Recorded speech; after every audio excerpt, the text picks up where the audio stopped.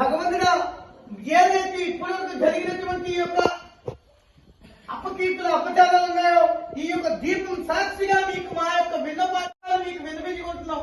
అది మీకు తెలుసో తెలియదో కానీ మాకు నచ్చే రీతిలో మీకు చెప్తున్నాం. కాబట్టి ఈ యొక్క ఆంధ్రప్రదేశ్ లో ప్రతి దేవాలయంలోనే కాదు ప్రతి ఒక్క హిందూ కుటుంబంలో కూడా ప్రాయశ్చిత్తం జరగాలని చెప్పి ఒక దీపారాధన ఏదైతే సృష్టికి మూలం ఓంకారం, కాబట్టి ధర్మానికి మూలం కూడా ఓంకారం. ఇటువంటి ఓమని మేము దీపారాధనతో వేసి అటువంటి దీపంలో మీకు చెప్పుకుంటున్నాం భగవంతుడా.